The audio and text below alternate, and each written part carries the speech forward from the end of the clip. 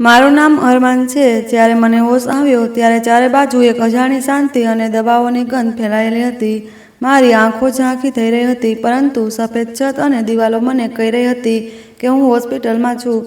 માથામાં તીવ્ર દુખાવો હતો અને મેં કણસતા આંખો બંધ કરી લીધી। એક ધીમો અને નરમ અવાજ મારા કાને અથડાયો, "તમે કેવું અનુભવો છો?" મેં મુશ્કેલીથી આંખો ખોલીને એક સફેદ કોટ પહેરેલી મહિલા ડૉક્ટરને જોઈ, જે મારી બાજુમાં જ ઊભી હતી। તેના ચહેરા પર ગંભીરતા હતી અને આંખોમાં ચિંતા, પરંતુ જેવી મારા નજર તેના ચહેરા પર સ્થિર થઈ, મારું દિલ ગળામાં આવી ગયું।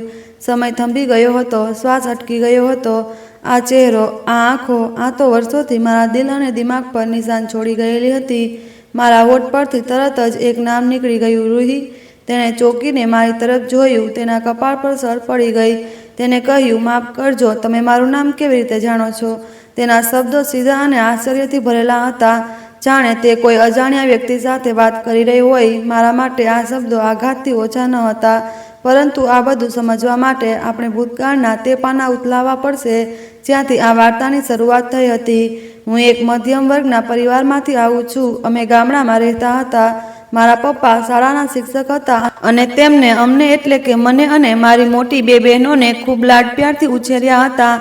અમારો પરિવાર ખૂબ સામાન્ય હતો। મારા પપ્પાના બે ભાઈ હતા અને મારા કાકા શરૂઆતથી જ શહેરમાં રહેતા હતા, કારણ કે તેમને પોતાની જિંદગીની શહેરથી એક છોકરી સાથે લગ્ન કર્યા હતા, જે અમારા ઘરવાળાઓને મંજૂર ન હતા। આ લગ્ન પછી કાકાએ ગામ તરફ મું ફેરવ્યું ન હતું, ન તો તેઓ પપ્પાને કે દાદીને મળવા આવ્યા। પછી એક દિવસ ન જાણે ક્યાંથી દાદીની ગંભીર બીમારીના સમાચાર તેમના સુધી પહોંચ્યા અને તેઓ એકલા ગામ આવી ગયા। પરંતુ કિસ્મતને કંઈક બીજું જ મંજૂર હતું। તે જ દિવસે દાદીનું મૃત્યુ થયું। દાદીના અંતિમ સંસ્કાર પછી કાકા એક શબ્દ પણ બોલ્યા વગર શહેર પાછા ફરી ગયા। ત્યારબાદ તેમની અને પપ્પાની ફોન પર ક્યારેક વાત થઈ જતી। મહિનાઓ વીતી ગયા અને પછી એક દિવસ શહેરમાંથી એ સમાચાર આવ્યા, જેણે અમારા ઘરનો પાયો હચમચાવી દીધો। કાકા અને કાકીનો અકસ્માત થયો, જેમાં બંનેનું મૃત્યુ થયું। મારા પપ્પા આઘાતની હાલતમાં શહેર જવા રવાના થયા। અમે બધા તેમની પાછળ પાછળ ગયા। ત્યાં જઈને ખબર પડી કે કાકાની એક દીકરી પણ છે, રૂહી, જેની માનસિક સ્થિતિ બરાબર ન હતી। તે એક ખૂણામાં શાંતિથી બેઠી હતી અને ક્યારેક બાળકો જેવી વિચિત્ર હરકતો કરવા લાગતી। કાકા કાકીના કાર્યક્રમ પછી પપ્પાની નજર જ્યારે તેમની અનાથ ભત્રીજી પર પડી, તો તેમનું દિલ દયાથી ભરાઈ ગયું। મારી મમ્મી તેને ઘરે લઈ જવા માટે બિલકુલ તૈયાર ન હતી। તેમનું કહેવું હતું કે તેના નનિહાલવાળા હશે, તે ત્યાં જ છોડી દેશે। કહ્યું, "આપણે આ લોકો પાગલને સંભાળતા ફરીશું." રૂહીને લોકો પાગલ કહેતા હતા, પરંતુ તે અત્યંત સુંદર અને માસૂમ હતી। પપ્પા તેને કોઈ પણ સ્થિતિમાં એકલી નહોતા છોડવા માંગતા। કાકીના માયકેવાળા પણ કાકા કાકીના લગ્નથી રાજી ન હતા, તેથી તેમની પાસેથી પણ કોઈ આશા ન હતી। આખરે પપ્પા તેમની અનાથ ભત્રીજી રૂહીને ગામ લઈ આવ્યા। ગામમાં આ વાત જંગલની આગની જેમ ફેલાઈ ગઈ કે પપ્પા પોતાના ભાઈની પાગલ દીકરીને ઘરે લઈ આવ્યા। લોકો તેને જોવા માટે અમારા ઘરે આવતા। સ્ત્રીઓ પોતાની વચ્ચે વાતો કરતી, "જુઓ, માતા પિતાનું દિલ દુખવાનું આ જ પરિણામ આવે છે। દીકરી પાગલ જન્મી." મારી મમ્મીને પણ રૂહી પર ખૂબ ગુસ્સો આવતો। રૂહીની આદતો 3-4 વર્ષના બાળક જેવી હતી। તે નાની નાની વાતો પર તાળીઓ પાડતી, ખૂબ ખુશ થતી અને ક્યારેક હઠ કરવા લાગતી। મારી મોટી બહેન રોશનીના લગ્ન થઈ ગયા હતા। એક દિવસ રૂહીએ તેની દીકરીનું ફીડર ઉપાડીને પોતાના મોંમાં મૂકી દીધું। આ વાતે દીદીને એટલી નિર્દયતા મારી કે તે ડરીને એક ખૂણામાં બેસી ગઈ। તે સમયે પપ્પા ઘરે ન હતા। દીદી ચીસો પાડી રહી હતી, "ન જાણે ક્યાંથી આ મુસીબત ઉપાડી લાવ્યા છે પપ્પા। આટલી મોટી થઈ ગયા છોકરી, અને તેની હરકતો જુઓ, મારી દીકરીનું ફીડર બગાડી દીધું." મમ્મી પણ તેની નાની નાની ભૂલો પર તેને મારવા પીટવા લાગતી। એક દિવસ પપ્પાએ મમ્મીને રૂહીને મારતી જોઈ લીધી। આ જોઈને તેઓ ખૂબ ગુસ્સે થયા અને કહેવા લાગ્યા, "થોડું તો ઉપરવાળાનો ડર રાખો। આ અનાથ બાળકી પર કેમ અત્યાચાર કરો છો?" મમ્મી પપ્પા પર ગુસ્સે થઈ ગયા અને કહેવા લાગ્યા, "ક્યાંથી આ પાગલને લાવીને મારા માથે બેસાડી દીધી? આવા લોકોની જગ્યા પાગલખાનામાં જ હોય છે, ઘરમાં નહીં। આને મારું આખું જીવન તહસ નહસ કરી નાખ્યું છે। હું આ સહન નથી કરી શકતી." બીજા દિવસે મહોલ્લાની એક સ્ત્રી મમ્મી પાસે આવી અને કહેવા લાગી, "અરે, કેમ રાખી છે આ પાગલને તમે ઘરમાં? ગઈકાલે ગલીના બાળકો તેને પથ્થર મારી રહ્યા હતા। આખા મહોલ્લામાં તમારી મજાક ઉડે છે। આને ક્યાંક પાગલખાને છોડી આવો." મમ્મીએ કહ્યું, "મારા પતિને આ ખૂબ વાલી છે, તેઓ તેને જવા નથી દેતા." તે સ્ત્રીએ સૂચન આપ્યું, "તો પછી તમારા પતિને કહ્યા વગર આને પાગલખાને છોડી આવો." મને એક પાગલખાનાનું સરનામું ખબર છે. આ બધું સાંભળી હું રહ્યો હતો અને મારું લોહી ઉકળી ગયું. મેં તરત જ મમ્મીને પૂછ્યું, આ શું વાત થઈ રહી છે?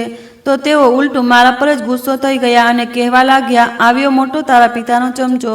આ શું તારી લાગે છે કે તને આટલી હમદર્દી થઈ રહી છે? એટલામાં પપ્પા પણ ઘરે આવી ગયા અને મેં તેમને મમ્મીના ઈરાદાઓ વિશે બધું જ કહી દીધું. પપ્પાનો ચહેરો ગુસ્સા અને લાચારીની મિશ્ર સ્થિતિમાં લાલ થઈ ગયો. તેઓ થોડીવાર ચૂપ રહ્યા, પછી મારો હાથ પકડીને મને પોતાના રૂમમાં સાથે લઈ ગયા.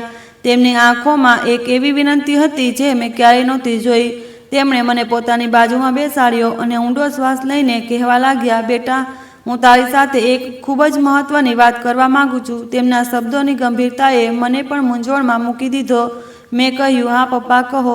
તેઓ બોલ્યા, બેટા, હું જાણું છું કે તું મારો એકમાત્ર દીકરો છે, સમજદાર છે, બુદ્ધિશાળી છે. એક ક્ષણ માટે પપ્પા જાણે પોતાના શબ્દોમાં અટકી ગયા. પછી બોલ્યા, બેટા, જેને બધા પાગલ સમજે છે તે પાગલ નથી. તેને ફક્ત પ્રેમ અને ધ્યાનની જરૂર છે.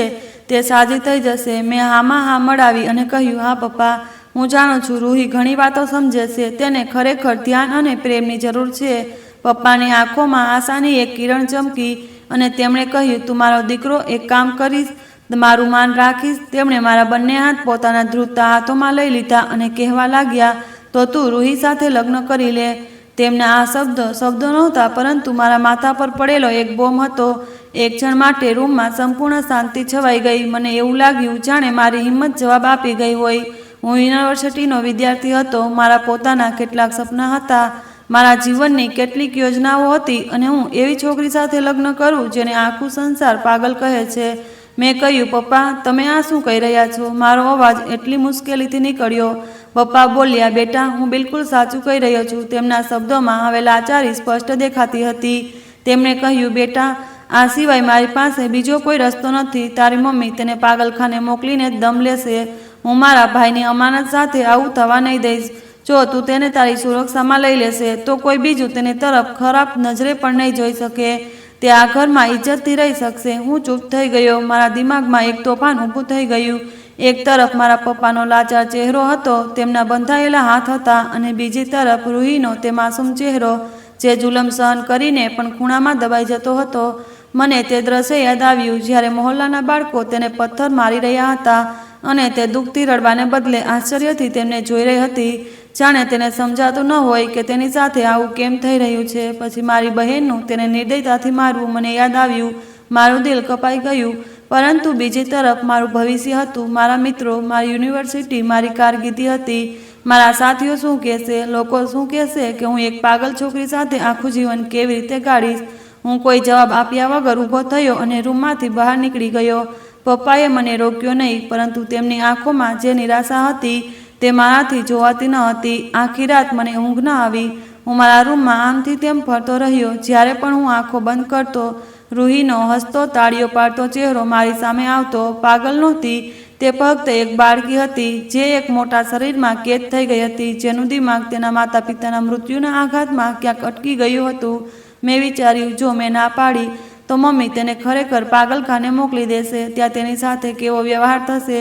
આ વિચારીને જ મારો આત્મા કાંપી ગયો. શું હું આખી જિંદગી આ બોજ સાથે જીવી શકીશ કે હું એક માસૂમને બચાવી શકતો હતો અને મેં તેને ન બચાવી? કદાચ નહીં. આ મારી જિંદગીની સૌથી મોટી પરીક્ષા હતી. આખરે ઘણા વિચારો પછી મેં એક નિર્ણય લીધો, એક એવો નિર્ણય જે મારી જિંદગીને હંમેશ માટે બદલી નાખનારો હતો. બીજા દિવસે સવારે હું સીધો પપ્પાના રૂમમાં ગયો. મમ્મી પણ ત્યાં જ બેઠા હતા. મેં પપ્પા તરફ જોયું અને શાંત શબ્દોમાં કહ્યું, પપ્પા, હું રૂહી સાથે લગ્ન કરવા તૈયાર છું. આ સાંભળતા જ મમ્મી પોતાની જગ્યાએથી ઊભા થઈ ગયા અને કહેવા લાગ્યા, તું પાગલ થઈ ગયો છે? આ તું શું બોલી રહ્યો છે? મને લાગે છે કે તારું દિમાગ ખરાબ થઈ ગયું છે. તું આ પાગલ છોકરી સાથે લગ્ન કરીશ? તું મારો એકમાત્ર દીકરો છે. હું તારી જિંદગી બરબાદ નહીં થવા દઉં. હું ક્યારેય આ પાગલ રૂહી સાથે તારા લગ્ન નહીં થવા દઉં. તેઓ ચીસો પાડી રહ્યા હતા અને તેમનો ચહેરો ગુસ્સાથી લાલ થઈ ગયો હતો. તે પહેલા કે પપ્પા કંઈ બોલે, હું બોલી ઉઠ્યો. મેં કહ્યું, મમ્મી, આ મારી જિંદગી છે અને આ મારો પોતાનો નિર્ણય છે. મારા પર કોઈનું કોઈ દબાણ નથી અને મેં કહી દીધું છે કે હું રૂહી સાથે લગ્ન કરીશ તો હું કરીશ. મારા શબ્દોમાં એટલી મજબૂતી હતી કે મમ્મી એક ક્ષણ માટે સ્તબ્ધ થઈ ગયા, પરંતુ તે હાર મારનારી નહોતી. તેમણે તરત જ મોબાઈલ ઉપાડ્યો અને મારી બંને બહેનોને બોલાવી લીધી. બીજા દિવસે મારી બંને બહેનો ઘરે પહોંચી ગઈ અને આવતા જ મારી સાથે ઝઘડો શરૂ કરી દીધો. તેઓ કહેવા લાગ્યા, તું પાગલ થઈ ગયો છે. અમે તારા લગ્ન કેટલા સપના સજાવ્યા અને તું આ પાગલ છોકરી સાથે લગ્ન કરીને તારી જિંદગી બરબાદ કરવા જઈ રહ્યો છે. મેં તેમની તરફ જોયું અને શાંતિથી જવાબ આપ્યો, દીદી, જે જિંદગીને તમે બરબાદ કરી કહો છો એ જ કદાચ મારી જિંદગીની સૌથી મોટી ભલાઈ બની જાય. મેં નિર્ણય લઈ લીધો છે અને હવે હું પાછો નહીં હટું. મારી હઠ અને પપ્પાની શાંત સમર્થન જોઈને બધા લાચાર થઈ ગયા. પપ્પા આ કામમાં વિલંબ નહોતા કરવા માગતા. તેમને ડર હતો કે મમ્મી કોઈ યોજના ન બનાવી લે. તેમણે તરત જ મોહલ્લાના કેટલાક લોકોને ભેગા કર્યા અને લગ્નની તૈયારી શરૂ કરી દીધી. રૂહીને આ વાતોથી કોઈ લેવા દેવા નહોતા. જ્યારે તેને લગ્નનો લહેંગો પહેરાવવામાં આવ્યો તો તે ખુશીથી તાળીઓ પાડવા લાગી. તે આખા ઘરમાં દોડ કરતી હતી. ક્યારેક મારી સામે આવીને કહેતી, તું મારો દુલ્હો છે, તું મારો દુલ્હો બનીશ ને હું તારી દુલ્હન બનીશ. તેની માસૂમ વાતો સાંભળીને ત્યાં બેઠેલા લોકો એકબીજાને જોઈને અર્થપૂર્ણ રીતે હસતા હતા. કોઈક કહેતું કે છોકરો તો સમજદાર લાગે છે, ન જાણે કે આ લાલચમાં આવીને આ પાગલ છોકરી સાથે લગ્ન કરે છે. પરંતુ આ સમયે મને લોકોની વાતોની બિલકુલ પરવા નહોતી. મારા લગ્ન રૂહી સાથે થઈ ગયા. લગ્ન બાદ જ્યારે મારી નજર રૂહી પર પડી તો તે તાળીઓ પાડીને હસી રહી હતી. તેની હસીમાં આખા સંસારની માસૂમિયત છુપાયેલી હતી. મેં દિલમાં ઉપરવાળા પાસે પ્રાર્થના કરી, આ નિર્ણય ફક્ત ઉપરવાળાની મરજી અને આ માસૂમ છોકરીની સુરક્ષા માટે લીધો છે. મને હિંમત આપજે અને મારા આ નિર્ણયને મારા અને રૂહી માટે શ્રેષ્ઠ બનાવજે. લગ્ન થઈ ગયા. રૂહી હવે કાયદેસર અને સામાજિક રીતે મારી પત્ની બની ગઈ હતી. લગ્ન બાદ જ્યારે હું રૂહીને લઈને મારા રૂમમાં દાખલ થયો તો તે એવું વર્તન કરી રહી હતી જાણે કોઈ નવી દુનિયામાં આવી ગઈ હોય. તેની આંખોમાં બાળકો જેવું આશ્ચર્ય અને ખુશી હતી. તેણે આખા રૂમનું નિરીક્ષણ કર્યું. ક્યારેક દિવાલ પર લટકતી તસવીરને સ્પર્શ કરવા લાગી, ક્યારેક ટેબલ પર પડેલી ચોપડીઓને પલટીને જોવા લાગી. પછી તેની નજર બેડ પર પડી. તે ખુશીથી તાળીઓ પાડતા કહેવા લાગી, વાહ અરમાન, હું તારા રૂમમાં રહીશ. હવે હું અહીં જ રહીશ ને? તેની માસૂમિયત પર મારા હોઠ પર તરત જ સ્મિત આવી ગયું. મેં કહ્યું, હા, હવે તું અહીં જ રહીશ. તે ઉછળીને બેડ પર બેસી ગઈ અને નરમ ગાદલાને હાથથી દબાવીને હસવા લાગી. પછી અચાનક તેનો ચહેરો ઝાંખો થઈ ગયો. તેણે મારી તરફ જોયું. તેના અવાજમાં ડર ભરેલો હતો. પહેલાં જ્યારે હું બીજા રૂમમાં સૂતી હતી ત્યારે ખુશી દીદી મને મારતી હતી. રાતે મને તરસ લાગતી તો હું તેમની પાસે પાણી માંગતી. તેઓ આ વાતે મને મારવા લાગતી. તેણે મારી આંખોમાં જોઈને પૂછ્યું, તું મને તો નહીં મારે ને અરમાન? તેના આ સવાલે મારા દિલને ચીરી નાખ્યું. હું આગળ વધીને તેના માથા પર પ્રેમથી હાથ મૂક્યો અને ના પાડી. મારા આ પ્રતિસાદથી તે એટલી ખુશ થઈ જાણે તેને દુનિયાની સૌથી મોટી ખુશી મળી ગઈ હોય. તે તાળીઓ પાડવા લાગી અને કહેવા લાગી, સાચું, તું ખૂબ સારો છે, તો હું બેડ પર સૂઈ જાઉં? મેં કહ્યું, હા, તું સૂઈ જા. આ સમયે તેનો માસૂમ ચહેરો મને ખૂબ પ્યારો લાગી રહ્યો હતો. લોકો તેને પાગલ કહેતા, પરંતુ તેની માસૂમિયત, તેના દિલની સુંદરતા કોઈ નહોતું જોતું. આજે હું જે જોઈ રહ્યો હતો તે એક લાચાર અને બેપનાહ પ્રેમથી ભરેલી છોકરી હતી જેને દુનિયાએ ફક્ત નકારી દીધી હતી. તે રાતે રૂહી મારા રૂમમાં ગાઢ અને શાંત નિંદરમાં સૂઈ ગઈ. કદાચ મહિનાઓ બાદ તેને આવું સુકૂન મળ્યું હતું. હું રાતે ઘણીવાર ઉઠીને તેના પર ધાબળો ઠીક કરતો રહ્યો, તેથી તેને ઠંડી ન લાગે. તેની જવાબદારીઓનો અહેસાસ હવે મારા અસ્તિત્વનો હિસ્સો બની ગયો હતો. બીજા દિવસે સવારથી જ ઘરમાં એક નવી લડાઈ શરૂ થઈ ગઈ.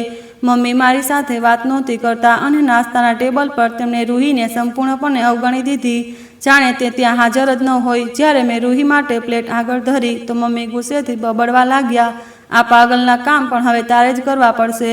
ખૂબ શોખ હતો ને સારો માણસ બનવાનો. મેં તેમની વાતનો કોઈ જવાબ આપવો યોગ્ય ન સમજ્યો અને શાંતિથી રૂહીનો નાસ્તો કરાવવા લાગ્યો. આ હવે રોજનું નિયમિત બની ગયું હતું. મમ્મી રૂહી માટે ખાવાનું નહોતા બનાવતા અને ગુસ્સો ઘરમાં આમથી તેમ ફરતા હતા. મારી બહેનો પણ જ્યારે ઘરે આવતી તો રૂહીને જોઈને મોં બનાવી લેતી. એક દિવસ મારી નાની બહેન ખુશીએ રૂહીને દાટી દીધી કારણ કે તેને ભૂલથી પાણીનો ગ્લાસ નીચે પાડી દીધો. રૂહી ડરીને ખૂણામાં ઊભી રહીને કાપવા લાગી. આ જોઈને મારી ધીરજ જવાબ આપી ગઈ. મેં નિર્ણાયક શબ્દોમાં કહ્યું, જો સાંભળો બધા, રૂહી મારી પત્ની છે અને આ ઘરની વહુ છે. મારો અવાજ તેજ અને કડક હતો. મારી મમ્મી અને બહેનો આશ્ચર્યથી મને જોવા લાગ્યા. મેં કહ્યું, આગળથી જો કોઈએ પણ તેની સાથે ઊંચા અવાજે વાત કરી કે તેને તકલીફ પહોંચાડી તો મારાથી ખરાબ કોઈ નહીં હોય. મને એક પળ પણ નહીં લાગે આને લઈને અહીંથી હંમેશ માટે જતો રહેવામાં. પછી તમે તમારા એકમાત્ર દીકરા અને ભાઈનો ચહેરો પણ નહીં જોઈ શકો.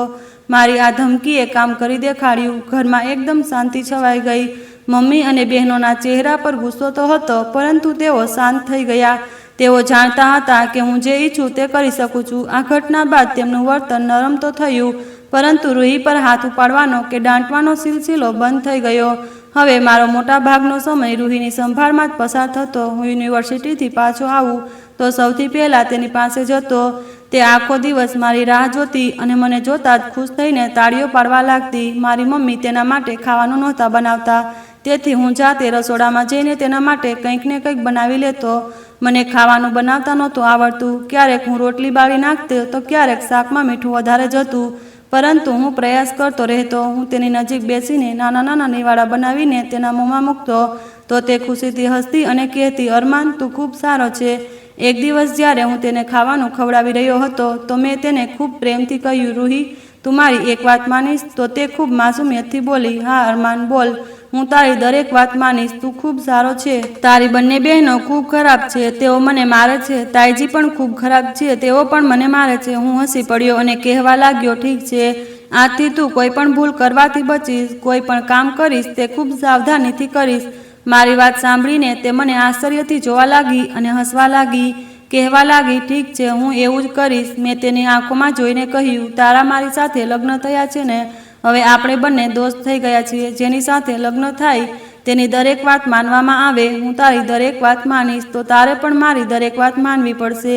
મારી વાત કદાચ તેને પૂરેપૂરી સમજાઈ નહોતી, પરંતુ તેણે ખુશીથી તાળીઓ પાડવાનું શરૂ કર્યું અને કહેવા લાગી, ઠીક છે, હું તારી દુલ્હન છું. હું તારી દરેક વાત માનીશ. અરમાન, જ્યારે તે મારું નામ લેતી અને ખિલખિલાટ હસતી તો મને ખૂબ સારું લાગતું. તેણે કહ્યું, હું તારી સાથે રહીશ. તું મને રોજ ખાવાનું ખવડાવજે અને તાઈજીને ન કહેતો તે મને ખાવાનું નથી આપતી, તે ખરાબ છે. મેં કહ્યું, હવે કોઈ તારી સાથે એવું નહીં કરે.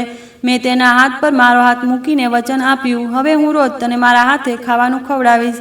તેની હસી અને મારું સુકૂન. આ ઘરની લડાઈમાં અમારું એક નાનું કારણ હતું, જ્યાં ફક્ત પ્રેમ અને માસુમિયતનો રાજ હતો. સમય પોતાની ગતિએ પસાર થઈ રહ્યો હતો. મારી યુનિવર્સિટીની ડિગ્રી પૂરી થવામાં થોડા જ મહિના બાકી હતા. આ થોડા સમયમાં રૂહી મારી જિંદગીનો અભિન્ન હિસ્સો બની ગઈ હતી. ઘરમાં મમ્મી અને બહેનોનું કડવું વર્તન હજી પણ યથાવત હતું, પરંતુ મારા ડરથી તેઓ રૂહીને કંઈ પણ કહેવાથી બચતા હતા. અમારો રૂમ એક અલગ જ દુનિયા હતી, જ્યાં બહારની કડવાશનો કોઈ અર્થ નહોતો. તે મારા યુનિવર્સિટીની આવવાની રાહ જોતી અને જેવો હું દરવાજેથી દાખલ થતો તેનો ચહેરો ગુલાબની જેમ ખીલી ઉઠતો. તે દોડીને મારી પાસે આવતી અને બાળકોની જેમ મારી બેગ પકડી લેતી. તેની આ નાની નાની હરકતો મારા દિલમાં તેના માટેનો પ્રેમ વધુ ગાઢ કરતી હતી. જ્યારે તે મને અરમાન કહેતી તો તેના મોંમાંથી મારું નામ સાંભળવું મને દુનિયાનો સૌથી સુંદર અહેસાસ લાગતો. મારું સૌથી મોટું સપનું હતું રૂહીની સારવાર કરાવી. હું ઈચ્છતો હતો કે તે આ માનસિક સ્થિતિમાંથી બહાર આવે અને સામાન્ય જીવન જીવે, પરંતુ હું લાચાર હતો. પપ્પાની પગાર તો બધો મમ્મી પાસે જ હતો અને મને ફક્ત ખિસ્સા ખર્ચના પૈસા મળતા, જેનાથી ગુજારો તો થઈ જતો, પરંતુ રૂહીની સારવાર કરાવવી અશક્ય હતી. મારી બધી આશાઓ મારી નોકરી સાથે જોડાયેલી હતી. હું દિવસ રાત એક કરીને અભ્યાસ કરતો, જેથી જલ્દી ડિગ્રી પૂરી કરીને સારી નોકરી મેળવી શકું અને રૂહીને શહેરના સૌથી સારા ડૉક્ટરને બતાવી શકું. આખરે એ દિવસ પણ આવી ગયો જ્યારે મારી ડિગ્રી પૂરી થઈ અને થોડા અઠવાડિયાની શોધ બાદ મને શહેરની એક સારી કંપનીમાં નોકરી મળી ગઈ. જે દિવસે મને નિમણૂક પત્ર મળ્યો તે દિવસે મારી ખુશીનું કોઈ ઠેકાણું નહોતું. હું ઘરે આવીને સૌથી પહેલાં રૂહીને આ સમાચાર સંભળાવ્યા. તે આ વાતનો અર્થ પણ બરાબર નહોતી સમજતી, પરંતુ મારી ખુશી જોઈને તે પણ ખુશીથી તાળીઓ પાડવા લાગી. તે રાતે સૂતેલી રૂહીના ચહેરાને જોતા મેં પોતાની જાત સાથે વચન આપ્યું કે બસ રૂહી, થોડા દિવસ અને જેવો મારો પહેલો પગાર આવશે આપણે સૌથી સારા ડૉક્ટર પાસે જઈશું અને તું બિલકુલ સાજી થઈ જઈશ. હજી મારી નોકરીને 1 મહિનો જ થયો હતો અને પહેલો પગાર મળવામાં થોડા દિવસ બાકી હતા. હું મારા અંગત ખર્ચમાંથી થોડા પૈસા બચાવતો હતો, જેથી રૂહી માટે કોઈ ગિફ્ટ લઈ શકું. એક સાંજે હું તેને પોતાના હાથે ખાવાનું ખવડાવી રહ્યો હતો. તે ખૂબ ખુશીના મૂડમાં લાગતી હતી. અચાનક તે મને જોઈને હસવા લાગી અને માસુમિયતથી બોલી, અરમાન, તું ખૂબ સારો છે. મને ગુડિયા લાવી આપીશ ને? મને એક ખૂબ સુંદર ગુડિયા જોઈએ. તેની આ ફરમાઈશ પર હું હસી પડ્યો. તેની ઈચ્છાઓ પણ તેની જેમ જ નાની નાની અને માસૂમ હતી. મેં તેના બંને હાથ મારા હાથમાં લઈ લીધા અને પ્રેમથી બોલ્યો, તને ગુડિયા જોઈએ ને? હું તને આજે જ ગુડિયા લાવી આપીશ. મારી ખિસ્સા ખર્ચમાંથી બચેલા થોડા 100 રૂપિયા મારી પાસે હતા. મેં વિચાર્યું કે તેની આટલી નાની ઈચ્છા તો હું પૂરી જ કરી શકું. મારું દિલ ઈચ્છતું હતું કે હું તેની દરેક નાની નાની ઈચ્છા પૂરી કરું. તેણે કહ્યું, સાચું? તેની આંખોમાં ખુશીની ચમક ઉઠી. મેં તેની નકલ કરતાં કહ્યું, મુચ્ચું. અને અમે બંને હસી પડ્યા. મેં તેને તૈયાર કરી અને તેને બજારમાં લઈ જવા ઘરેથી નીકળી ગયો. મમ્મીએ મને તેની સાથે જતો જોયો તો મોં બનાવીને બીજી તરફ ફરી ગયા, પરંતુ મેં તેમની પરવા ન કરી અને રૂહીનો હાથ મજબૂતીથી પકડી લીધો. હું તેને બજાર તરફ લઈ ગયો. તે રસ્તામાં દરેક વસ્તુને આશ્ચર્ય અને ખુશીથી જોતી હતી. બજારમાં ખૂબ ભીડ હતી. હું તેને રમકડાની એક દુકાન પર લઈ ગયો. રંગબેરંગી ગુડિયાઓ જોઈને તેની આંખો આશ્ચર્યથી ફેલાઈ ગઈ. તે એક ગુડિયા પર આંગળી મૂકીને ખુશીથી ચીસ પાડતી, પછી બીજી તરફ ઇશારો કરતી. આખરે તેણે લાલ ફ્રોક પહેરેલી એક ગુડિયા પસંદ કરી. મેં દુકાનદારને તેનો ભાવ પૂછ્યો તો કિંમત મારી પાસેથી રકમ કરતાં થોડી વધુ હતી. હું દુકાનદાર પાસે મોલભાવ કરવા લાગ્યો અને આ દરમિયાન થોડી ક્ષણો માટે મારું ધ્યાન અને રૂહીના હાથ પરની પકડ હટી ગઈ. દુકાનદારે કહ્યું, ઠીક છે ભાઈ સાહેબ, આ અંતિમ કિંમત છે. હું જેવો ખિસ્સામાંથી પૈસા કાઢવા પલટ્યો, કિંમત નક્કી કરીને ગુડિયા ખરીદી લઉં. ગુડિયા હાથમાં લઈને હું ખુશીથી પાછો ફર્યો અને કહેવા લાગ્યો, લે રૂહી તારી. મારા શબ્દો હજી ગળામાં જ અટકી ગયા. જે જગ્યાએ તે ઊભી હતી તે જગ્યા હવે ખાલી હતી. એક ક્ષણ માટે મારું દિલ જાણે ધડકવાનું ભૂલી ગયું. રૂહી, મેં ધીમેથી બોલાવી, એવું વિચારીને કે કદાચ તે દુકાનમાં જ ક્યાંક આમ તેમ થઈ ગઈ હશે. મેં દુકાનની અંદર જોયું, બહાર જોયું, પરંતુ તે તો ક્યાંય નહોતી. મારા દિલમાં એક ભયંકર લહેર દોડી ગઈ. રૂહી, મેં જોરથી ઊંચા અવાજે બોલાવી અને દુકાનમાંથી બહાર દોડ્યો. મારી નજરો પાગલોની જેમ ભીડમાં તેને શોધી રહી હતી. લાલ કપડાં પહેરેલી તે ભીડમાં અલગ જ દેખાવી જોઈએ, પરંતુ તે ક્યાંય દેખાતી નહોતી. રૂહી, રૂહી, હું ચીસો પાડતો આમથી તેમ દોડી રહ્યો હતો. લોકો મને અજીબ નજરે જોતા હતા. હું દરેક આવનાર જનારને પૂછી રહ્યો હતો, ભાઈ, તમે એક છોકરીને જોઈ છે લાલ રંગના કપડામાં? તેનું માનસિક સંતુલન થોડું બરાબર નથી, પરંતુ બધા ના પાડી દેતા. એક માણસે કહ્યું, તે એ બાજુ ગઈ છે. હું તેના કહેલા રસ્તે દોડ્યો. ગલીઓમાં, બજારના ખૂણે ખૂણે તેને શોધ્યું, પરંતુ તે ક્યાંય ન મળી. સમય પસાર થતો જતો હતો અને મારો ડર એક અસહ્ય પીડામાં બદલાઈ રહ્યો હતો. તે ખૂબ માસૂમ છે, દુનિયાની વિચારસરણીથી ઘણી અલગ છે. ક્યાંક તેની સાથે કંઈ ખરાબ ન થઈ જાય, આ વિચાર મારા દિમાગમાં હથોડાની જેમ અથડાતો હતો. હું આખા બજારમાં પાગલોની જેમ દોડતો રહ્યો. હાથમાં તે લાલ ફ્રોકવાળી ગુડિયા પકડેલી હતી, જે હવે મને દુનિયાની સૌથી અપશુકનીય વસ્તુ લાગતી હતી. મારી દુનિયા, મારી જવાબદારી ભીડ ભર્યા બજારમાં ક્યાંય ખોવાઈ ગઈ હતી. સમય જાણે થંભી ગયો હતો. બજારનો કોલાહલ, લોકોના અવાજો, ગાડીઓના હોર્ન, બધું મારા માટે નિરર્થક બની ગયું હતું. હું થાકી હારીને એક જગ્યાએ બેસી ગયો. મારી આંખોમાંથી આંસુ નીકળી રહ્યા હતા. હું પપ્પાને શું જવાબ આપીશ? તેઓ શું વિચારશે? હું તેમની અમાનતની રક્ષા ન કરી શક્યો, પરંતુ સૌથી વધુ મને એ ચિંતા ખાઈ રહી હતી કે એ માસૂમ જાન આ નિર્દય દુનિયામાં એકલી શું કરતી હશે, કેવી હાલતમાં હશે. આ વિચાર જ મારા આત્માને ઘાયલ કરવા પૂરતો હતો. આખરે કાંપતા હાથે મેં મોબાઈલ કાઢ્યો અને પપ્પાને ફોન કર્યો. મારો અવાજ ગળામાં જ અટવાતો હતો. હેલો, પપ્પાનો અવાજ આવ્યો. મેં કહ્યું, પપ્પા. રૂહી બસ આટલું જ કહી શક્યો અને ફૂટી ફૂટીને રડવા લાગ્યો. પપ્પા બોલ્યા, શું થયું બેટા, બધું ઠીક તો છે? રૂહીને શું થયું? પપ્પાના અવાજમાં ભારે ચિંતા હતી. મેં કહ્યું, પપ્પા, તે બજારમાં ક્યાંક ખોવાઈ ગઈ છે. મને ક્યાંય નથી મળી રહી. મેં દરેક જગ્યાએ તેને શોધી લીધી. મોબાઈલની બીજી તરફ એક ક્ષણ માટે શાંતિ છવાઈ ગઈ. પછી પપ્પાનો થાકેલો અવાજ આવ્યો, તું ત્યાં જ રોકાઈ જા, હું પણ ત્યાં આવું છું. થોડી જ વારમાં પપ્પા ત્યાં પહોંચી ગયા. તેમનો ચહેરો સફેદ પડી ગયો હતો, પરંતુ તેમણે મને દિલાસો આપ્યો અને કહ્યું, હિંમત રાખ બેટા, તે મળી જશે. ઉપરવાળો બધું ઠીક કરી દેશે. તે રાતે અમે બંનેએ મળીને શહેરની ગલીઓ છાની મારી, પરંતુ રૂહીનો કોઈ સુરાગ ન મળ્યો. આખરે અમે નજીકના પોલીસ સ્ટેશનમાં તેમની ગુમસુદગીની ફરિયાદ નોંધાવા ગયા. ત્યાં બેઠેલા ઇન્સ્પેક્ટરે અમને એવી રીતે જોતો હતો જાણે અમે ત્યાં કોઈ તમાશો કરવા આવ્યા હોઈએ. તેણે પૂછ્યું, છોકરીનું નામ શું છે? મેં કહ્યું, રૂહી. તેની ઉંમર 20 વર્ષ છે. તેણે કહ્યું, તમારી પાસે તેની કોઈ તસવીર છે? મેં ના પાડી અને કહ્યું, મારી પાસે તેની કોઈ તસવીર નથી. મને આ ક્ષણે પોતાની જાતથી ખૂબ નફરત થઈ રહી હતી. ઇન્સ્પેક્ટરે કહ્યું, દેખાવે કેવી લાગે છે? મેં તેને રૂહીનું હુલિયું બતાવ્યું. ગોરો રંગ, મોટી મોટી આંખો, લાલ કપડાં પહેરેલી હતી. ઇન્સ્પેક્ટરે રજિસ્ટરમાં કંઈક લખતા બેદરકારીથી પૂછ્યું, માનસિક સ્થિતિ કેવી છે? કોઈની સાથે ભાગી તો નથી ગઈ ને? તેનો આખરી સવાલ મારી છાતીમાં તીરની જેમ ઘૂસી ગયો. હું ગુસ્સેથી ચીસ પાડી. તેનું માનસિક સંતુલન બરાબર નહોતું. તે બાળકો જેવી હતી. તે ક્યાંય ભાગી ન શકે. મારા પપ્પાએ મારો ખભો દબાવીને મને શાંત રહેવા કહ્યું. અમે ફરિયાદ નોંધાવી અને ભારે દિલે ઘરે પાછા આવ્યા. ઘરે પહોંચ્યા તો મમ્મી જાગી રહ્યા હતા. અમને ખાલી હાથ જોઈને તેમના ચહેરા પર સુકૂનની હળવી ઝલક આવી, જે મારાથી છુપી ન રહી. તેમણે કહ્યું, આવી ગયા, મળી ગઈ તમારી એ પાગલ પત્ની? તેમના શબ્દોમાં તાણો હતો. તેઓ કહેવા લાગ્યા, મેં તો પહેલાં જ કહ્યું હતું, આ એક મુસીબત છે, જાતે જ ચાલી ગઈ, અમારી જાન છૂટી. હું જોરથી ચીસો પાડી, મમ્મી, ઉપરવાળાથી ડરો, તે મારી પત્ની છે, તમારી વહુ છે, તમે આવું કેવી રીતે કહી શકો? તેમણે કહ્યું, વહુ નહીં, મુસીબત હતી. સારું થયું, જો મુસીબત જાતે જ ટળી. આ કહીને તેઓ પોતાના રૂમમાં ચાલી ગયા. હું દરવાજે જ ઢળી પડ્યો. પપ્પાએ મને સહારો આપીને ઊભો કર્યો. તે રાતે આ ઘરમાં કોઈ સૂયું નહીં. હું, પપ્પા અને અમારો ગમ જાગતા રહ્યા. આગળના ઘણા મહિના આ જ દીવાનગીમાં પસાર થઈ ગયા.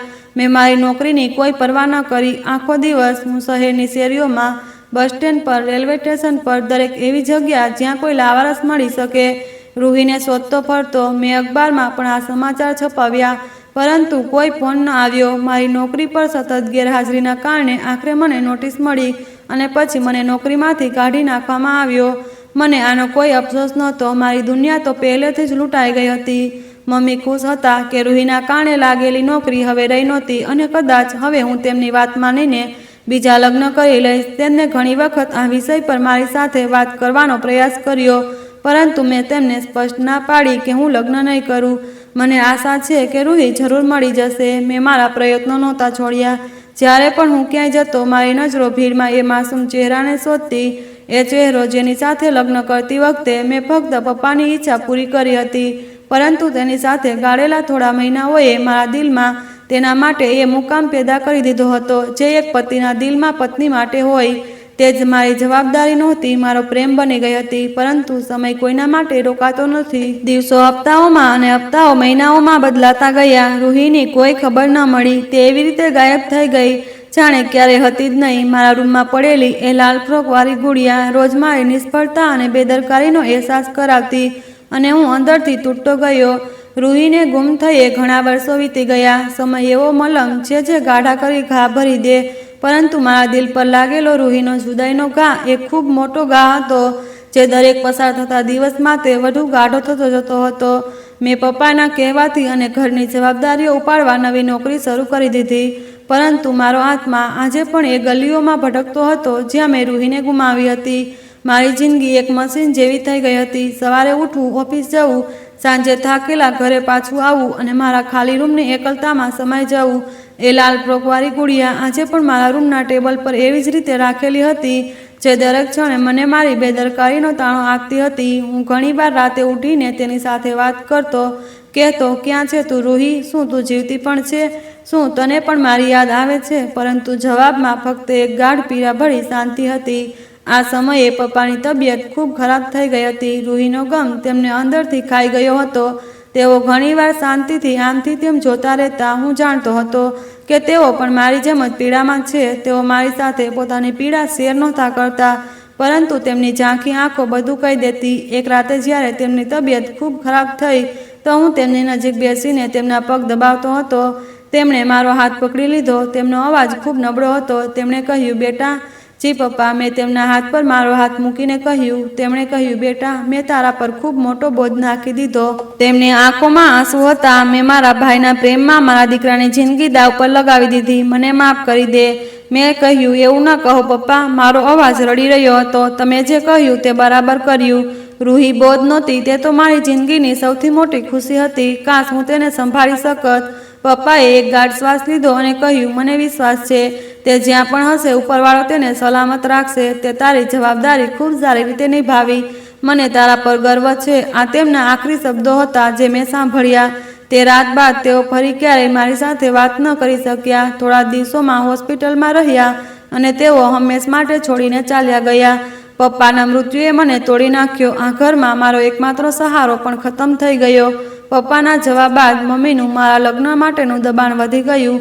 એક દિવસ તેઓ મારા રૂમમાં આવ્યા અને કહેવા લાગ્યા, અરમાન, હવે બસ થયું. ક્યાં સુધી એ પાગલના નામે તારી જિંદગી બરબાદ કરીશ? તારા પિતા પણ ચાલ્યા ગયા. હવે આ ઘરને એક વહુની જરૂર છે. મારી વાત માન અને લગ્ન કરી લે. મેં તારા માટે ખૂબ સારી છોકરી જોઈ છે. મેં તેને ટેબલ પર રાખેલી ગુડિયા તરફ જોયું અને ઠંડો શ્વાસ લઈને કહ્યું, મમ્મી, રૂહી ફક્ત પાગલ નહોતી, તે મારી પત્ની હતી. અને જ્યાં સુધી મને તેના જીવતા કે મરેલા હોવાનો વિશ્વાસ ન થાય, તે મારી પત્ની જ રહેશે. હું બીજા લગ્ન નહીં કરી શકતો. મમ્મીએ નિર્દયતાથી કહ્યું, બેટા, તે મરી ગઈ હશે તો ક્યાં જીવતી હશે? આટલા વર્ષો બાદ પણ મેં કહ્યું, જો તે મરી ગઈ હશે તો પણ હું કોઈ બીજાને તેની જગ્યા નહીં આપું. મારા શબ્દો અડગ હતા. મેં કહ્યું, મહેરબાની કરીને આ વિષય પર મારી સાથે ફરી વાત ન કરશો. મારી ઇજ્જત પર મમ્મી ગુસ્સેથી પગ પટકતા રૂમમાંથી ચાલ્યા ગયા. હવે આ અમારા ઘરનું નિયમિત બની ગયું હતું. સમય પસાર થતો ગયો. મેં પોતાને સંપૂર્ણપણે કામમાં વ્યસ્ત કરી દીધો. હસી ખુશી શું હોય છે હું જાણે ભૂલી જ ગયો હતો. પછી એ દિવસ આવ્યો, એક અપશુકનિયાળ દિવસ, જ્યારે ઓફિસથી પાછા ફરતી વખતે રોજની જેમ મને થોડો વધુ સમય થઈ ગયો. આકાશમાં કાળા વાદળો છવાયેલા હતા અને ઠંડો પવન ફૂંકાતો હતો. મારું દિમાગ ભૂતકાળની યાદોમાં ગૂંથાયેલું હતું. મને એ સાંજ યાદ આવી રહી હતી જ્યારે હું રૂહીને લઈને બજાર ગયો હતો. કાશ હું એ દિવસે તેને એકલી ન છોડત. કાશ હું એ દુકાનદાર સાથે મોલ ભાવ ન કરત. કાશ હું મારી જ વિચારોમાં એટલો અટવાયો હતો કે મને સામેથી આવતા ઝડપી ટ્રકનો અંદાજો ન આવ્યો. ડ્રાઈવરે હોર્ન વગાડ્યું, પરંતુ જ્યાં સુધી હું હોશમાં આવ્યો ખૂબ મોડું થઈ ગયું. ટ્રકની હેડલાઇટ્સનો તેજ પ્રકાશ સીધો મારી આંખો પર પડ્યો. ટાયરોને ચીસોટાની તીવ્ર અવાજ આવ્યો અને પછી એક જોરદાર ઝટકા સાથે ચારે બાજુ અંધારું છવાઈ ગયું. મને બસ એટલું યાદ છે કે હવામાં ઉછળતા પહેલા મારા હોઠ પરથી ફક્ત એક જ નામ નીકળ્યું, રૂહી. ટ્રક સાથે અથડાવાથી એક ક્ષણ મારા દિમાગમાં હંમેશ માટે અંકિત થઈ ગઈ. જોરદાર ઝટકો, તૂટેલા કાચની કરચોનો અવાજ અને પછી એક ગાઢ શાંતિ. મને એવું લાગ્યું જાણે હું કોઈ ઊંડી ખાઈમાં ખાબકતો જઈ રહ્યો હોઉં. હોશ અને બેહોશીની વચ્ચેની સ્થિતિમાં મને ધીમો અવાજ સંભળાતો હતો. લોકોની ચીસો, કોઈ ગાડીના સાયરનના દૂરથી આવતી ગૂંજ જે ધીરે ધીરે નજીક આવી રહી હતી. અને પછી કોઈનું કહેવું, જલ્દી ઉઠાવો, આની સાસ ચાલે છે. મને યાદ નથી કે મને ક્યાં હોસ્પિટલમાં લઈ જવાયો, પરંતુ મને એટલો અહેસાસ હતો કે મને સ્ટ્રેચર પર મૂકવામાં આવી રહ્યો છે. એમ્બ્યુલન્સની ઝડપી ગતિ અને રસ્તા પરની ટાયરોની ઘસારાનો અવાજ મારી બેહોશીમાં પણ મારા દિમાગમાં ગૂંજતો હતો. પછી હોસ્પિટલના ઇમરજન્સીનો કોલાહલ, ડૉક્ટરોની દોડધામ અને કોઈના ઊંચા અવાજે કહેવું, હેડ ઇન્જરી છે, કૃપા કરીને ઓટી તૈયાર કરો. આ પછી મારા માથામાં પીડાની એક તીવ્ર લહેર ઉઠી અને હું સંપૂર્ણપણે બેહોશ થઈ ગયો. ન જાણે કેટલો સમય પસાર થઈ ગયો. જ્યારે મારી આંખો ખુલી તો ચારે બાજુ એક અજાણી શાંતિ અને દવાઓની ગંધ ફેલાયેલી હતી. મારી આંખો ઝાંખી રહી હતી, પરંતુ સફેદ છત અને આછા વાદળી રંગની દિવાલો મને કહી રહી હતી કે હું હોસ્પિટલના કોઈ રૂમમાં છું. મારા માથા પર પાટો બાંધેલો હતો. મારા કાનમાં એક મશીનનો ધીમો અને સતત બીપ બીપનો અવાજ આવતો હતો. મેં હિંમત કરીને ગરદન ફેરવવાનો પ્રયાસ કર્યો, પરંતુ મારા શરીરમાં તીવ્ર પીડાની લહેર દોડી ગઈ. મેં ફરી આંખો બંધ કરી દીધી. મેં કહ્યું, મારી સાથે શું થયું હતું? અકસ્માતના ઝાંખા દ્રશ્યો એક એક કરીને મારા દિમાગમાં ઉભરવા લાગ્યા. એ ઝડપી ટ્રક, એ પ્રકાશ અને એ આખરી નામ જે મારા હોઠ પર આવ્યું હતું, રૂહી. આ સમયે મારા કાનમાં એક ધીમો અને માસુમિયત ભર્યો અવાજ આવ્યો.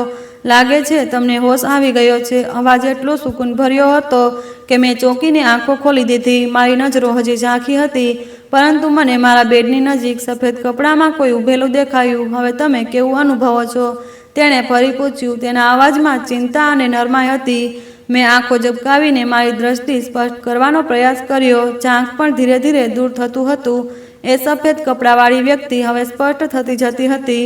સફેદ કપડાં પહેરેલી, ગળામાં સ્ટેથોસ્કોપ લગાવેલું, વાળને સુઘડ બાંધેલા એક મહિલા ડૉક્ટર મારી બાજુમાં ઊભી હતી. હાથમાં ક્લિપબોર્ડ હતું અને તે મારા રિપોર્ટ જોતી હતી.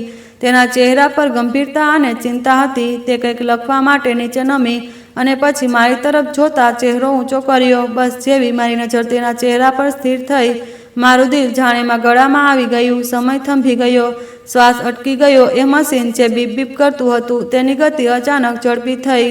આ ચહેરો, આ આંખો, આ કપાળ, આ હોઠ, વર્ષોની યાદો નીચે દબાયેલો હોવા છતાં આ ચહેરો આજે પણ મારા દિમાગમાં એવી રીતે છપાયેલો હતો જાણે ગઈકાલની જ વાત હોય. આ ચહેરો થોડો નબળો થઈ ગયો હતો. આંખોમાં માસુમિયતની જગ્યાએ હવે સમજદારી અને આત્મવિશ્વાસે લીધી હતી.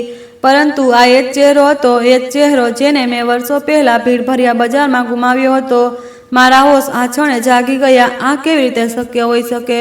શું હું મરી ગયો છું? શું આ કોઈ સપનું છે કે મારા માથાની ઈજાની અસર, જેના કારણે મને એ દેખાઈ રહ્યું છે જે હકીકત નથી? તેણે મારી હાલત અને મશીનના ઝડપથી વધતા બીપના અવાજે ભાંપી લીધું હતું. તેણે ચિંતાભર્યા અવાજે પૂછ્યું, તમે ઠીક છો? ક્યાંક વધુ પીડા તો નથી થઈ રહી? તેણે મારા હાથની નાડી ચેક કરવાનું શરૂ કર્યું. તેનો સ્પર્શ એ જ હતો, એ જ નરમાઈ, એ જ અહેસાસ. મારા આખા શરીરમાં વીજળી જેવી લાગણી દોડી ગઈ. ના, આ સપનું ન હોઈ શકે, આ ભ્રમ ન હોઈ શકે. મારા હોઠ કાંપી રહ્યા હતા. વર્ષોનું દુઃખ, વર્ષોની શોધ, વર્ષોની એકલતા, બધું આંસુ બનીને મારા આંખોમાં ઉભરાઈ આવ્યું. મારા ગળામાંથી એક તૂટેલો અવાજ નીકળ્યો, જે આ રૂમની શાંતિમાં બોમ્બની જેમ ગુંજી ઉઠ્યો. રૂહી! મારું નામ સાંભળતા જ તે મારી નાડી ચેક કરી રહી હતી. એકદમ થંભી ગઈ. તેણે ચોંકીને પોતાનો હાથ પાછો ખેંચી લીધો અને આશ્ચર્ય તથા ઉલઝનભર્યા ભાવ સાથે મને જોવા લાગી. તેના કપાળ પર ગાઢ સિકન ઉભરી આવી. તેની આંખોમાં પરિચયની કોઈ ચમક નહોતી, ફક્ત અજાણપણું હતું અને આશ્ચર્ય હતું. તેણે સીધા શબ્દોમાં કહ્યું, માફ કરજો, તમે મારું નામ કેવી રીતે જાણો છો? તેના શબ્દો મારા કાનમાં કાચની જેમ તૂટી રહ્યા હતા. શું આ શક્ય હતું કે તે મને ભૂલી ગઈ હોય, કે પછી જાણી જોઈને અજાણી બની રહી હોય? મારા દિમાગમાં હજારો સવાલોનું તોફાન ઉભરાઈ આવ્યું, પરંતુ એક વાત સ્પષ્ટ હતી, હું તેને ફરીથી ગુમાવવાનો નહોતો. મેં બેડ પરથી ઉઠવાનો પ્રયાસ કર્યો. માથાની પીડાને અવગણીને મેં કહ્યું, રૂહી, તું આ શું કરી રહી છે? હું અરમાન છું, તારો પતિ. તેણે એક પગલું પાછળ હટાવ્યું. તેનો ચહેરો પર ગંભીરતા પાછી આવી, પરંતુ તેની આંખોમાં એક ક્ષણ માટે જે ઉલઝન દેખાઈ તે મારાથી છુપાઈ નહોતી. તેમણે કહ્યું, જુઓ મિસ્ટર અરમાન, તેણે ક્લિપબોર્ડ પર મારું નામ વાંચીને કહ્યું, તમારા માથા પર ગંભીર ઈજા થઈ છે. આને પોસ્ટ ટ્રોમેટિક કન્ફ્યુઝન કહેવામાં આવે. ઘણી વખત દર્દીઓ અકસ્માત બાદ એવી વાતો કરે જે હકીકતમાં હોતી નથી. તમારે ખૂબ આરામની જરૂર છે. મેં કહ્યું, હું કન્ફ્યુઝનનો શિકાર નથી. મારા અવાજમાં હવે દ્રઢતા હતી. હું તને સારી રીતે ઓળખું છું, રૂહી. તું મારા ચાચાની દીકરી છે. તારા માતા પિતાનું મૃત્યુ એક અકસ્માતમાં થયું હતું અને તું અમારી સાથે ગામમાં રહેતી હતી. મારા દરેક શબ્દ સાથે તેનો ચહેરાનો રંગ બદલાતો હતો. તેણે પોતાના ભાવો પર કાબૂ મેળવવાનો પૂરો પ્રયાસ કર્યો, પરંતુ તેના હાથ હળવેકથી કાંપી રહ્યા હતા. તેણે કહ્યું, તમારે યોગ્ય આરામ કરવો જોઈએ. હું નર્સને મોકલું છું. તે ઝડપથી દરવાજા તરફ વળી. દીદી તને મારતી હતી, નહીં? મેં જોરથી કહ્યું. એક દિવસ તેમણે તને ખૂબ માર્યું હતું, જ્યારે તે તેમની દીકરીની ફીડર મોંમાં મૂકી દીધું હતું. આ સાંભળતા જ તેના પગ દરવાજા પાસે અટકી ગયા. તેનો હાથ હેન્ડલ પર હતો, પરંતુ તે પથ્થરની મૂર્તિ બની ગઈ હતી. તેણે પાછું વળીને મને ન જોયું, પરંતુ તેનું શાંત શરીર મારા શબ્દોની અસરની સાક્ષી આપી રહ્યું હતું. તું મારી પાસે ગુડિયા માંગતી હતી, મેં તૂટેલા અવાજે કહ્યું. લાલ ફ્રોકવાળી ગુડિયા. હું તને એ જ અપાવવા બજાર લઈ ગયો હતો અને ત્યાં જ તું મારી પાસેથી ખોવાઈ ગઈ. હું આજ સુધી આ બાબતે મારી જાતને માફ નથી કરી શક્યો. તેના ખભા હળવેકથી કાપી રહ્યા હતા. થોડીક ક્ષણોની શાંતિ બાદ તે એક પણ શબ્દ કહ્યા વિના, મારી તરફ જોયા વિના ઝડપથી દરવાજો ખોલીને બહાર નીકળી ગઈ. હું બેડ પર ઢળી પડ્યો. તે રૂહી જ હતી, તે બધું જાણતી હતી, પરંતુ તે સ્વીકાર કેમ નહોતી કરતી? શું તે મારાથી નફરત કરતી હતી? શું તેણે પોતાની જૂની જિંદગીને સંપૂર્ણપણે ભૂલાવી દીધી હતી, કે પછી તેના અજાણ બનવા પાછળ કોઈ બીજું ગાઢ કારણ હતું? મારું દિલ આશા અને ભયની લહેર વચ્ચે ઝૂલતું હતું. આશા કે મેં તેને શોધી લીધી, અને ભય કે કદાચ તેને મેળવીને પણ હું તેને હંમેશ માટે ગુમાવી ચૂક્યો હોઉં. મારી આંખોમાંથી આંસુ વહી રહ્યા હતા. મેં દિલમાં નક્કી કરી લીધું હતું, આ વખતે નહીં, રૂહી, આ વખતે હું તને ક્યાંય નહીં જવા દઉં. મારે સચ્ચાઈ જાણવી જ પડશે, ભલે એ મારા માટે ગમે તે કરવું પડે. થોડી વાર બાદ એક નર્સ રૂમમાં આવી અને મને પીડા ઓછી કરવાનું ઇન્જેક્શન આપ્યું. દવાની અસરથી મારી આંખો બોજલ થવા લાગી, પરંતુ મારું દિમાગ જાણતું હતું. હું સૂતા સૂતા ફક્ત એક જ યોજના વિશે વિચારતો હતો, રૂહી પાસેથી સત્ય બોલાવવાની યોજના. તે મારી પત્ની હતી અને મને આખા હકથી જાણવું હતું કે વીતેલા વર્ષોમાં તેની સાથે શું શું થયું હતું. બીજો આખો દિવસ પીડાભર્યા રાહ જોવામાં પસાર થયો. રૂહી રાઉન્ડ પર ન આવી. તેની જગ્યાએ બીજો ડોક્ટર મારી સંભાળ માટે રાખવામાં આવ્યો હતો. મેં તે ડોક્ટર પાસે રૂહી વિશે પૂછવાનો પ્રયાસ કર્યો તો તેણે ટાળતા કહ્યું, ડોક્ટર રૂહી કોઈ અંગત ઇમરજન્સીના કારણે આજે રજા પર છે. મારું દિલ બેસી ગયું. મને લાગ્યું કે તે મારાથી ભાગી રહી છે. તે ફરી ગાયબ થવા માંગે છે. એ રાતે હું સૂઈ ન શક્યો. હોસ્પિટલની શાંતિમાં મારા દિમાગનો કોલાહલ વધતો જતો હતો. મધરાતની આસપાસ મારા રૂમનો દરવાજો ધીમે ધીમે ખુલ્યો. મેં ચોંકીને જોયું. દરવાજા પર એ જ સફેદ કોટમાં સમાયેલું શરીર ઊભું હતું, પરંતુ આજે તેના ચહેરા પર એ દેખાડાનો નકાબ નહોતો, બલકે એક ગાઢ સચ્ચાઈ અને પીડાના ભાવ હતા. તે અંદર આવી અને દરવાજો બંધ કર્યો. તે મારા બેડની નજીક આવીને ખુરશી પર બેસી ગઈ. રૂમમાં ફક્ત નાઇટ લેમ્પનો હળવો પ્રકાશ હતો. મેં કહ્યું, તું મારી સાથે આવું કેમ કરી રહી છે, રૂહી? મેં બધી હિંમત એકઠી કરીને પૂછ્યું. તેણે નજર નીચી કરી લીધી. તેની આંખોમાંથી બે મોટા આંસુ ટપકીને તેના હાથ પર પડ્યા. હું ખોવાઈ ગઈ હતી. તેનો અવાજ ખૂબ ધીમો હતો. પછી તેણે એક ગાઢ શ્વાસ લીધો અને એ બધા વર્ષોની વાત શરૂ કરી જે તેણે એકલા વિતાવ્યા હતા. એ દિવસે જ્યારે હું બજારમાં તારાથી વિખૂટી પડી તો હું ખૂબ ડરી ગઈ હતી. હું તને બોલાવતી એક ગલીમાં નીકળી ગઈ. મને તું ન મળ્યો. હું રડતી હતી. એક ગાડી મારી નજીક આવીને ઊભી રહી. તેમાંથી એક ખૂબ અમીર સ્ત્રી બહાર આવી. તેમણે મારું નામ પૂછ્યું, પરંતુ આઘાતને કારણે હું કંઈ બોલી ન શકી. તેમને મારી હાલત જોઈને દયા આવી અને તેઓ મને પોતાના ઘરે લઈ ગયા. રૂહીએ આંસુ સાફ કરતા વાત આગળ વધારી. તેણે કહ્યું કે એ મેડમનું નામ મિસિસ સાન્યા હતું.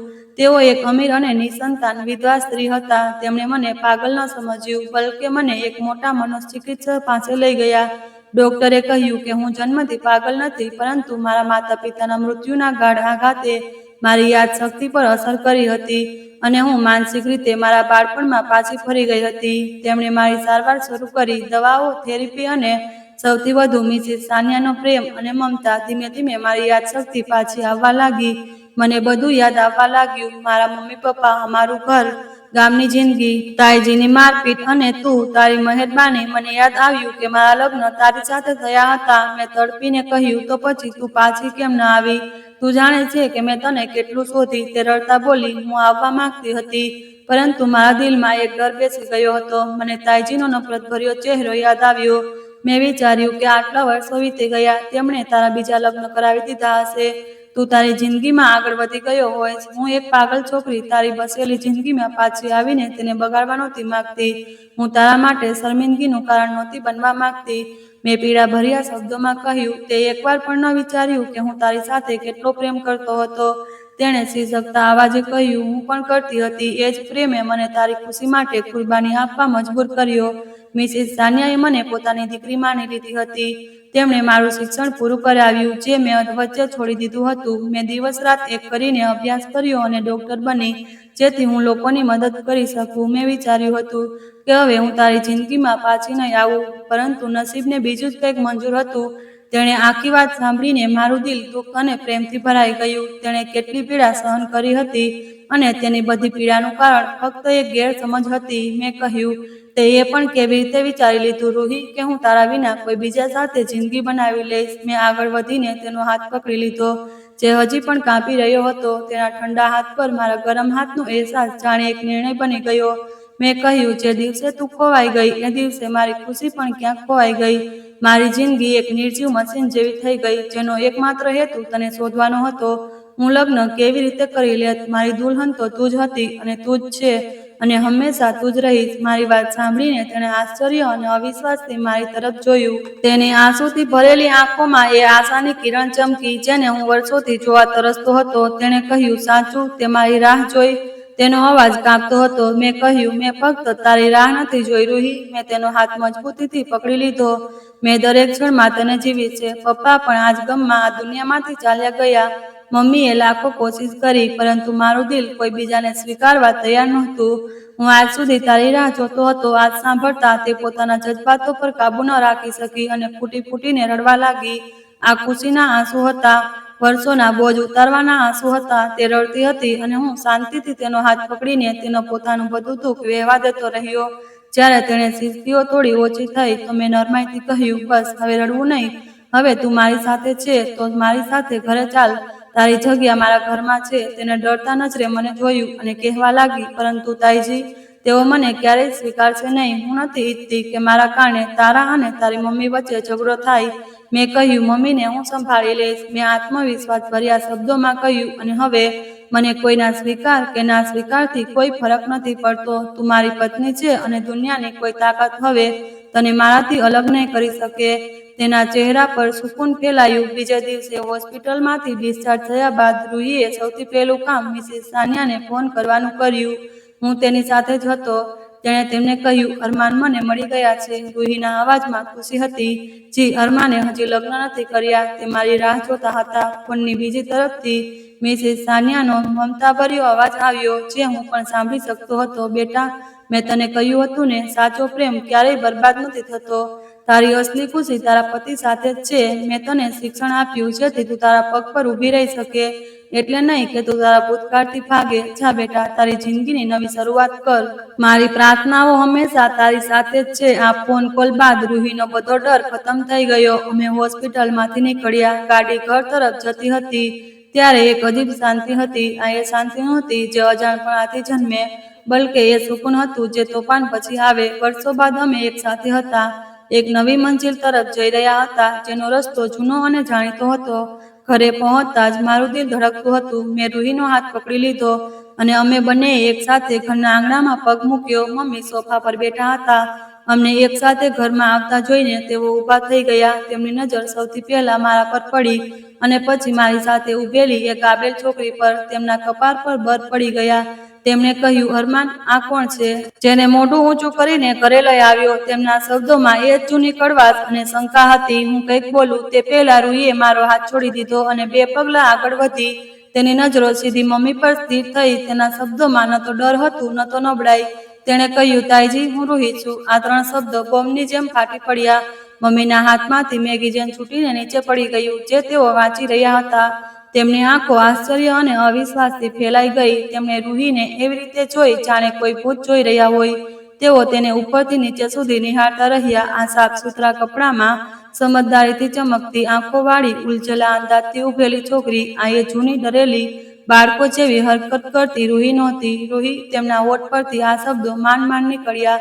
એ પાગલ. તેમના શબ્દો અધૂરા રહી ગયા, કારણ કે તેમના શબ્દો ગળામાં કાંટાની જેમ અટવાઈ ગયા. જી તાઈજી, રૂહીએ સુકૂનભર્યા શબ્દોમાં જવાબ આપ્યો. આ એ જ રૂહી છે જેને તમે પાગલ સમજતા હતા.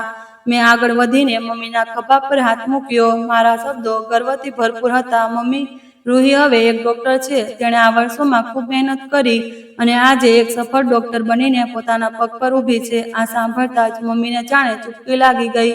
તેમનો બધો ગુસ્સો, બધી નફરત, બધો અહંકાર શર્મિંદગીના એક ગાઢ સમુદ્રમાં ડૂબી ગયો.